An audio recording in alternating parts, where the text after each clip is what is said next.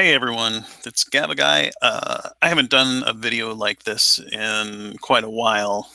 Um, in fact, I really haven't participated in very many Hangouts on Google Plus in quite a while.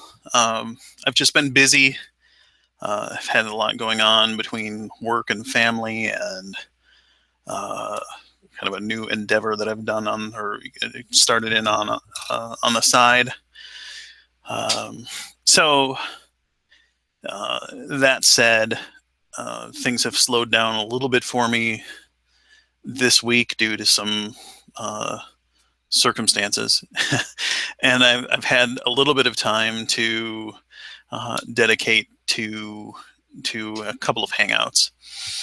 Um, and let me start off by saying that I owe Google Plus user an apology. To Pastor Jose Sanchez, and there's another guy too, Don. To both of these gentlemen, I indicated that I was going to meet them in Hangouts, um, and I missed both of those Hangouts, and I feel really bad. I always do my best to show up for things, no matter what it is, when they're scheduled. And I've really, in the past, that never would have happened. But my schedule has become so hectic lately that I messed up. But at any rate, to both of these G Plus users, I owe you guys an apology. I'm sorry that I missed those hangouts that we had scheduled to have a conversation, and well, and anyhow, as a result, I was online after the scheduled time because it just dawned on me that I was supposed to be having the conversation with Pastor Sanchez on Tuesday night, and instead I ended up uh, wandering into a hangout that was hosted by Nephilim Free. And Nephilim's hangout, and I believe I provided the link in the description box for this video. But it was about whether or not Jesus is God, and of course his position was that Jesus is God. And uh, the hangout took a while to kind of really get started.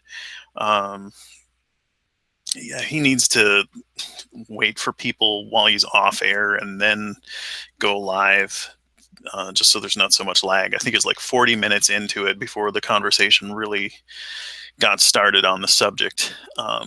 But anyhow, I I was blocked and muted and booted and things, and didn't really get to express my views or challenge his to the degree that I would have liked to. Um, having Nephilim having mod controls. Um, I was really bound and gagged and kicked out twice, as a matter of fact. I jumped back in um, after a while, and then got booted again later. But so I wanted to point out a couple of things. So, in the beginning of the conversation, we were talking about whether or not it was possible for me to believe at one point in my life, and then later to come to disbelief.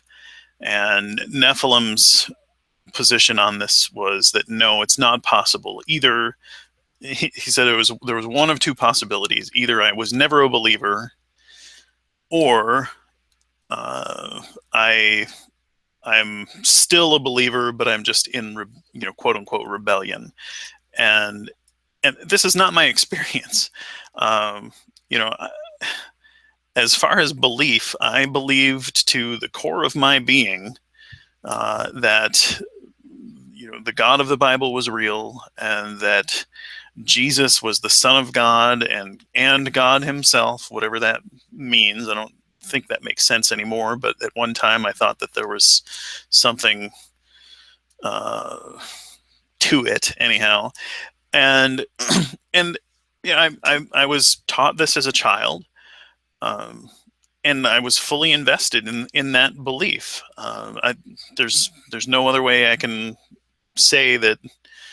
Uh, I, I had maybe some points of doubt later on in my life, but really when I was a kid, I didn't have any doubt at all that was true and real. Um, and I explained in Nephilim's hangout that I was invested such that I chose to be baptized, and later, after I graduated from high school, I chose to go to a Christian university because I wanted to get the Christian perspective on things while I was getting my advanced education. I didn't graduate from there, but that was what I chose. Um, and and I served in the church into my adult life. Was a regular church attender. Participated. I was in Bible studies, and I took Bible classes while I was at school at that Christian university. And I did my very best to read the Bible every day and to pray. Um, I was in it, and eventually I came to doubt, and my doubts grew. And I sought answers, and for a period of time, um, I would go back and feel fully committed and whatever again, and then later I would come to doubt more, and I would seek some answers. Maybe those answers made sense for a little while, but then this went back and forth, kind of waffling over the course of probably 10 years altogether, until finally I just realized, well, I can't believe anymore. So, I mean, that's my experience, and you can try and deny that all you want, but you're you have no basis for denying that my experience was real. And on top of that, I can give you other examples of things that I'm sure most of the believers have believed at one time, and then come to disbelieve. I mean, most of us, and I'm sure in Nephilim's generation, he's older than I am, but just about everybody was raised to believe in Santa Claus, or the vast majority of kids, anyhow. I also believed that Santa Claus was real when I was, just a little kid, and eventually I came to doubt. My belief was very strong when I was a kid. I mean, I believed that I saw Rudolph in the sky, because there were, I think, radio towers at the time where the lights had, red lights at the top, but I didn't know that those were radio towers. And there were, we'd go to church on Christmas Eve, and there would be no presents under the tree, and then we come home, and wow, there's all these presents under the tree. Santa came, and I believed it. Now, I guess my mom had slipped out of church and gone, and jammed all the presents under the tree, and then we got home, and there they were. Well, I was a little kid. I was amazed, and Santa was magic. Well, I've learned, as most of the rest of us have, that Santa is not real, and there are good reasons for not believing that he's real. And but we have these beliefs, and then we come to doubt, and then we come to disbelieve. So I don't see why this belief in Jesus is special, so that it's exempt from this at least the potential of belief and then disbelief and doubt. and disbelief through doubt. Um, Now, Nephilim tried to make a distinction, saying, "Well, your belief in Jesus is not something that comes from just this mental." I forget the word he used. It was not mental. It was something from the heart. I don't know what that means. I mean, that you deeply feel something. Yeah, I deeply felt. I had emotional experiences that I attributed to this God. But we can trick ourselves into those kinds of things. When we have social experiences, whether it's political or athletics and things, and we're in a crowd of people and everybody's excited and there's that energy, and or at a concert, you know, we have an emotional response to this group energy, and this has been documented. And if you want to look it up, but that doesn't mean that there's something supernatural going on. We have emotional responses to things, and our bodies react, and we sometimes interpret those things in ways that are inaccurate. In fact, probably a lot of times we interpret those kinds of things in ways that are inaccurate, and maybe that's the reason some people believe in ghosts, and some people believe in aliens and all kinds of different supernatural woo-woo kind of stuff. But when there's not good evidence for those things, we have reason to doubt and to be skeptical. And I don't believe that there is such a thing as a heart belief. Your heart pumps blood. I understand that notion that something is kind of feels like it's welling up from your chest. I had that when I was a believer, with regard to my beliefs about the Bible and about the God of the Bible. So, I mean, there it is. Do with it what you want. If you just want to toss it out and say, no, that's not possible, I guess. But how do you know you're not fooling yourself?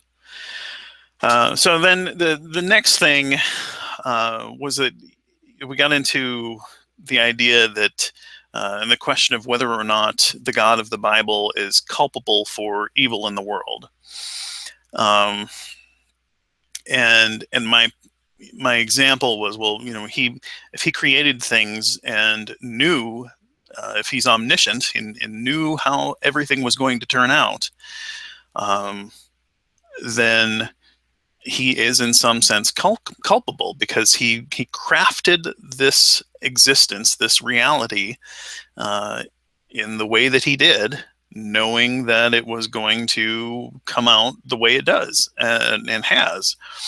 So, just like, some kind of inventor or something who develops a system of, whether it's a computer or a robot or something, if he knows how that's going to happen because he's put it together and knows what it's going to do, that's, he's culpable for anything that thing does.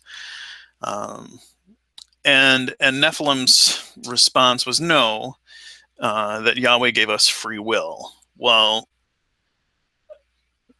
then he wouldn't know. I mean, if we truly have free will, how would he possibly know the outcome? So either he's not omniscient, or we don't have free will, because I don't see how that's compatible. And Nephilim kept trying to push it on me, saying, well, do you not believe that we have free will? Do you not believe we have free will? And then I think one of the other participants in the Hangout asked me if I chose to not believe in the God of the Bible. And so then the conversation turned on me rather than on the question of whether or not the God was real. And I don't know that we could have gone any further with that, because Nephilim just flat out rejected the idea that omniscience is somehow mutually, or is not mutually that omniscience and freedom of the will are mutually exclusive. And I mean, this is a problem that has plagued the idea of an all-just God for centuries. People have pointed to this problem, and Nephilim thinks that it's not a problem, and he can just dismiss it with a hand wave and a nod to free will. Well, that doesn't get us out of it. And a lot of there are a lot of believers who believe that there is no such thing as free will because of that. So and there's a good deal of scriptural support in the Bible for that idea. But anyhow, when when the point of inquiry turned on me, and I expressed the idea that I did not believe that our beliefs are chosen, that we don't have free will with regard to our choice, with regard to our beliefs. Then Nephilim said, "Well, you don't believe in free will." Well, I'm not actually a determinist. I do believe that there are. Well, I mean, before I jump into this, because this is the point where he tried to shut me down and said that I was contradicting myself, and saying that I don't even know. I don't remember what his alleged contradiction was, but something to the fact that because I indicated that, but it was because I said that I was not a determinist, but that I had said that I don't believe that we have the free will with regard to our beliefs, and now that was the reason. So he said that I was contradicting myself, and he essentially booted me at that point because I think he was uncomfortable. I asked several times whether I could explain my position, and I was not allowed to. So this is the explanation for that. I do believe that we do have the capacity to choose a number of things. I don't believe that beliefs and what we believe is true about the world is something that we have the freedom to just decide. I can't just decide to believe that Santa Claus is real because I don't believe that he's real. I believe that there is not evidence to suggest and to support the idea that Santa Claus is real. And if you think that we have the ability to believe that, choose any number of things that you believe is not true about the world and try to believe that it is true. Or the other way around, something that you believe is true about the world, go ahead and try to believe that it's not. I mean, that's just not how belief works.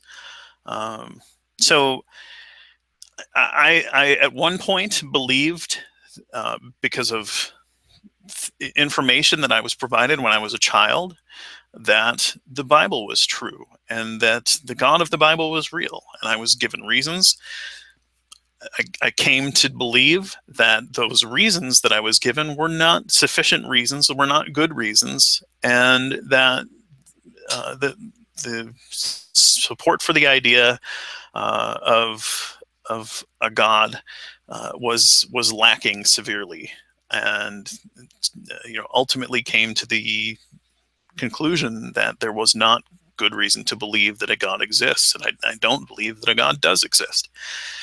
It's as simple as that.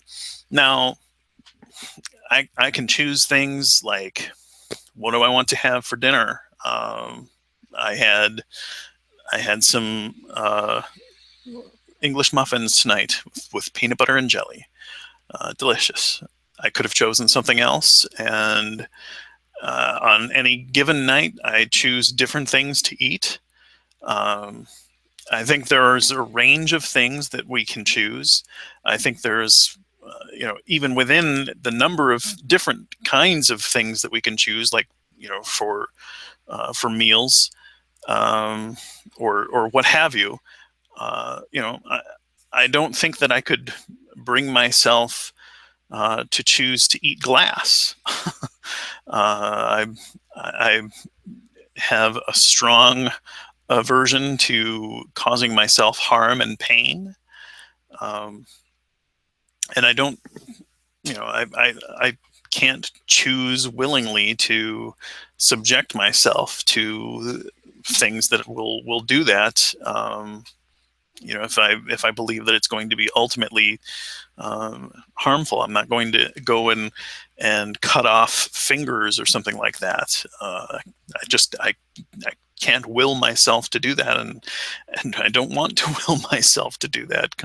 But and there are times and places where we have choices that we might have when ordinarily we wouldn't. I mean, there might come a time when you know something as radical or destructive as cutting off a limb might be the lesser of two evils. I mean, that guy that had his arm pinned in the rock while he was hiking alone, he cut off his arm, and that was a choice that he came to make.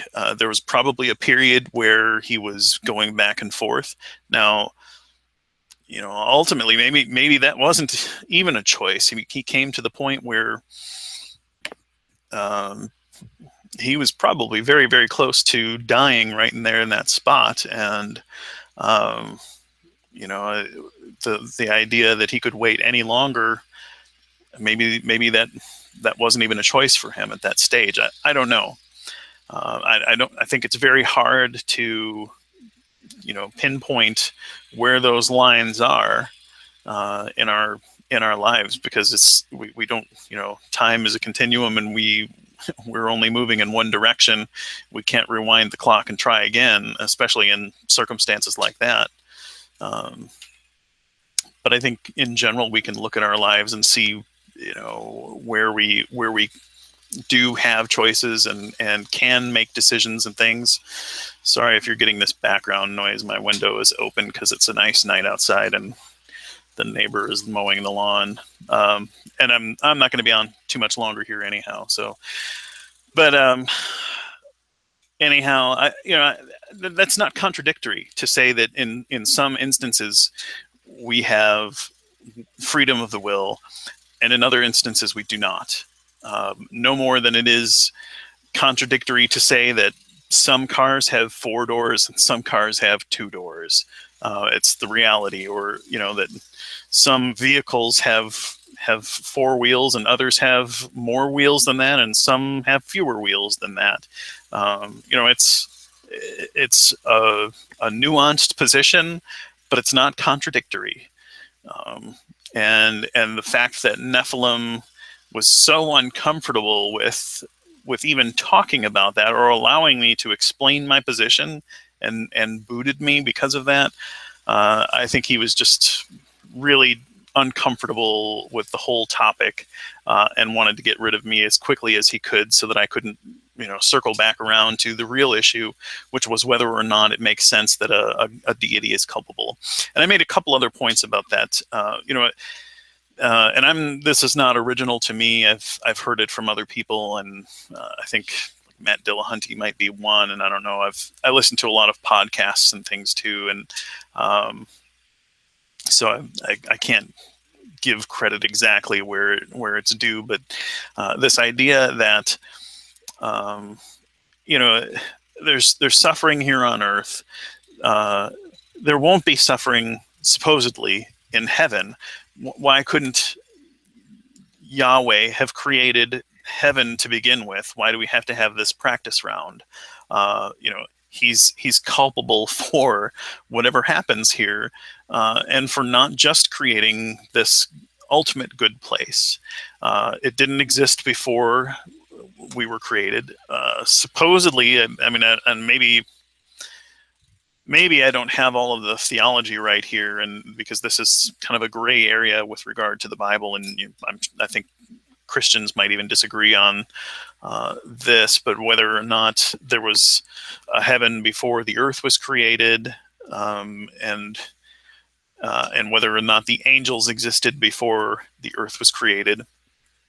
But the angels were created in such a way that supposedly they have free will, because um, some of them rebelled against God, the God of the Bible, anyhow, and 2/3 of them did not.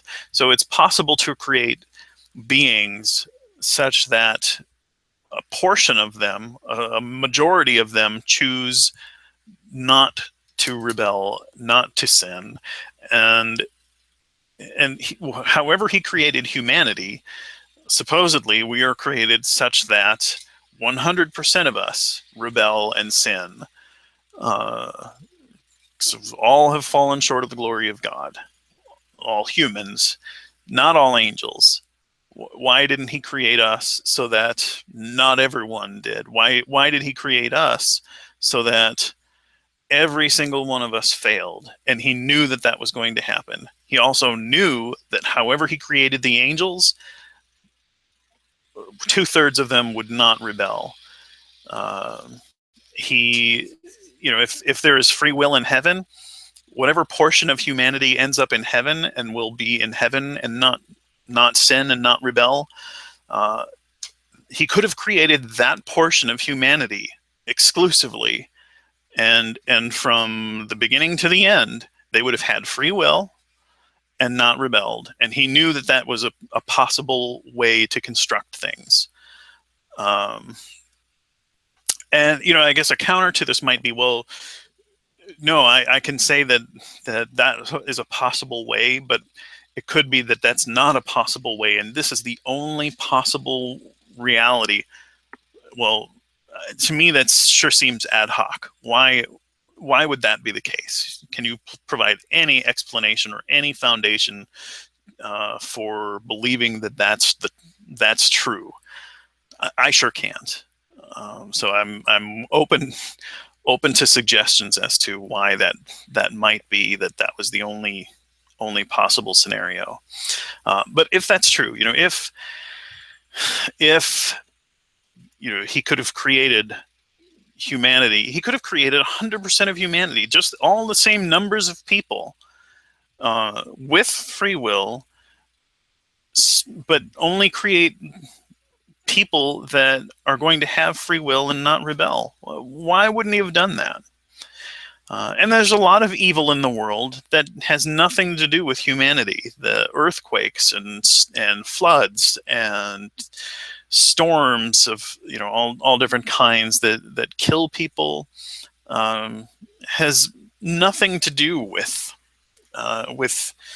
humans committing sins. And people die from those things every day: starvation and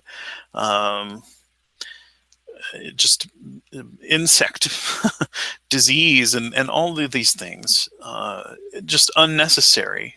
He could have made it so that the only source of pain and suffering was sin, and that's not the world that we live in. To me, all of that is added and can be directly attributed to this God who is supposedly good. So, after I came back, so I got booted before I was ever able to get into any of those kinds of details and things. By the time I came back, the subject of had moved on, and Nephilim had kind of gone on a gish gallop at the beginning, and it was his hangout. So, he wanted to lay out all of his reasons that he thought Jesus was God. One of them was the inerrancy of the Bible, and how there's nothing incorrect all the way through, beginning to end. And so the Bible is therefore, has to be inspired by a God, because no human book written like that could be inerrant, and the Bible says that Jesus was God in a number of places, blah blah blah. Well, I mean, there were a number of different problems with that. Well, I mean, one, reading the Gospels, and I pointed this out, Mark being the earliest written gospel, Jesus does not claim to be God at all. Nephilim claims that because Jesus in Mark says that sins are forgiven and that only God can forgive sins. Well, that's not the claim that Jesus makes, that only God can forgive sins. So, he never comes out and says he's God. And in fact, in Mark, he says a number of things that distinguish himself from God, and he prays to God. If he is God, how does that even make sense? He's talking to himself then, if that's the case. So, and saying that no one comes to God but through him. You can't be the conveyance and the end goal. I don't see how that makes sense. And he says, why do you call me good? Only God is good. So he's distinguishing himself in a number of cases, and I know that there are other examples like that. And then as the Gospels progress, Jesus becomes more and more God-like, does more miracles in Luke and Matthew, and then by the time you get to the Gospel of John, he's doing all kinds of stuff left and right, raising people from the dead all over the place, and healings, and just outright declaring that he is equal with God. That's indicative of a fish story, not indicative of a record that is coherent and cohesive all the way through. You start out, the earliest one, he's most human, and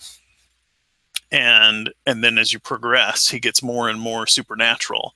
Well, if it was true that he was announcing that he was equal to God, that would have been significant, and the first gospel writer would have said that. And I believe Bart Ehrman points that out in a number of his publications and speeches and things, and I think that's spot on.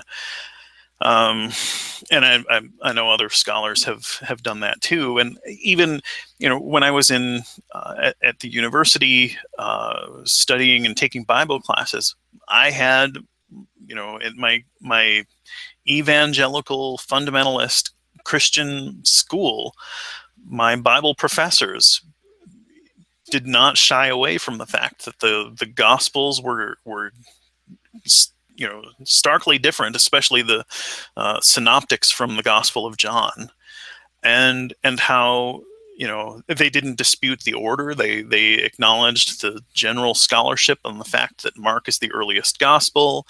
Then came Matthew and Luke, and there's some debate among scholars as to whether Matthew or Luke was first, between the two of them. And then, but everybody also agrees that John was the latest, and it was significantly later than the other two.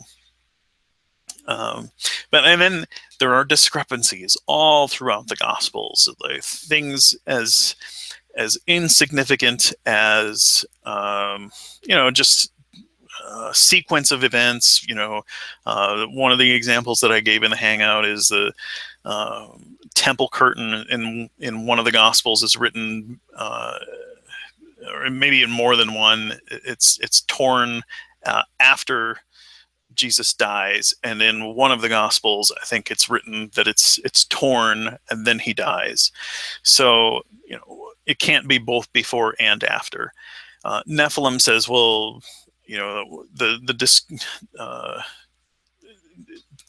it was around the time, and the different gospel authors were not trying to give something specific. Well, you're explaining why there's a problem. There's a problem there, and reading it as it's written, this happened, then this happened. This happened, then this happened. I mean, curtain tears, death. In another case, death, curtain tears. That's a sequence of events. It's different. Now, you might be able to explain it by saying, well, they weren't trying to make a sequence of events, but it's a sequence. It's written that way.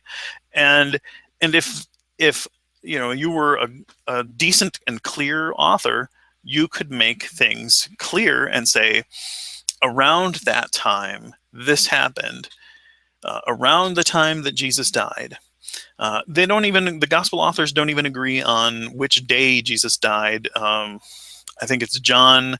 He's killed before the Sabbath, and in the other gospels, it's after the Sabbath. So those are some examples. Another one that we looked at was whether or not there's inconsistency between the genealogies. So Matthew and Luke both give genealogies. They're independent genealogies, and one supposedly goes all the way back to Adam. Another genealogy, the other one goes back to King David or Abraham, I forget. Neither one of those should have any credibility, because they didn't keep those kinds of records, back then. And if you think they did, I would like to see some evidence that for that belief. But in any case, they're very different lists, and you can even go. Wikipedia has kind of a side-by-side comparison, and there are other websites as well. They disagree as early as Joseph's father. So one of them says Joseph's father was Heli, spelled Heli, I think. And the other one says Joseph's father was Jacob. Well, those aren't the same names. They're two different people. Nephilim says that he came up with a website. And you can go to a dozen different apologetics websites and find excuses for why there's this discrepancy out there. But it's a discrepancy. And Nephilim's first answer was, oh, well, in some cases in Hebrew cultures, if you had a mentor who was, so very close, you could call us, they sometimes called them father. Well, would that person's name show up in a genealogy? And do you have any evidence that would be the case? Do you have even any evidence that claim is true, that close and significant mentor was called father in some cases? He didn't present any evidence of that kind to me. And then he went to some other apologetics website and he found another explanation. Well, this other explanation had to do with one of them being a royal line, and I'm using air quotes because I don't know what that means exactly. And then the other one was a paternal line. Well, and then I've heard other apologetics sources say, well, one of them is a maternal line and the other one is a paternal line. Well, all of these are just excuses, and it's very clear, because if they were really credible answers, there would be some consensus among these Christian scholars. But there's not. They're all shooting. My theory is this. My theory is this. They don't converge on a single point. They're all over the map. You go to 5 of them, you're going to probably get 6 different explanations. I mean, just in my conversation with Nephilim, he gave me 2 explanations, possible explanations. It's an error in the Bible, and you're explaining why that error exists. Joseph's father was either Heli or it was Jacob, and it can't be both. Heli and Jacob. And there's not an explanation provided in the text, so you have to make one up if you're going to hold to this inerrancy doctrine. we didn't get to talk much more about those things. I was booted. Oh, the other thing was the thing that got me booted the second time was the fact that I suggested to, the group before I was about to leave anyhow, but that they investigate and look into what scholars apart from these internet apologetics websites will tell you. Go beyond that, because this is comparable to, and I've used this example many times, somebody who smokes wanting to find the truth about whether or not cancer, smoking tobacco will cause cancer, and going to a website from a tobacco industry to look for the answer on that and so the science on it. Well, that person has a vested interest, just like these evangelical apologetics websites do. They've got a vested interest in protecting that idea, that theology, that doctrine, and they're going to turn somersaults and flips and do all kinds of different things to protect that idea. And if you want the real truth, go to outside sources. Look at them both. I'm not saying that it could be that this biased group does have the right answer, but look at them both. And Nephilim was trying to say, well, you haven't studied both. You haven't studied this. He challenged me and said, have you studied this royal versus paternal argument? And no, I haven't studied that argument. But for one thing, I've looked into this because I was familiar with a number of different arguments to try and defend that. None of them, to me, is compelling. They all seem like they are reaching to try and fill in the gaps and make kind of ad hoc rationalization as to why there's this inconsistency, and that's only one among many. Even just within that list of genealogies, even between Joseph and David, there are gaps. One of them lists more generations than the other one. How can that be? How many generations were there? Well, maybe he's just skipping around, and the orders are different in some cases where they do match and have the same names. Pardon me. I'm getting dry and it's time for me to go anyhow. But in any case, I'm familiar with the things. I've looked into them, and I've looked at and the positions and arguments on the side where that the Bible is errant, it is not inerrant, is much more compelling than the side, for me at least. And you're not going to find out what is true only by exclusively going to sources that are biased. So and I had a conversation with a Muslim who kept saying, well, the Quran is perfect. It's inerrant and things. Well, the only sources he had ever been exposed to were sources from imams who were defending the Quran, and they would pick straw men examples of criticisms and chop them up and things and say, ta-da! So you can easily see that the Quran is perfect. If that's what you want to believe, sure, you can go to those things and probably find explanations that will satisfy your doubts. But if you want to know the truth, you're going to have to go to critics and look seriously at what the critics have to say and weigh their criticisms. You're not going to learn the truth by just going to the defenders.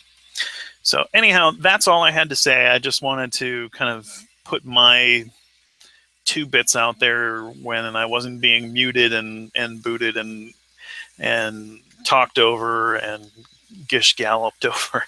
So anyhow, thanks for watching, and maybe in the coming weeks I'll try and jump into a few more hangouts here and there. That's all. Have a good night.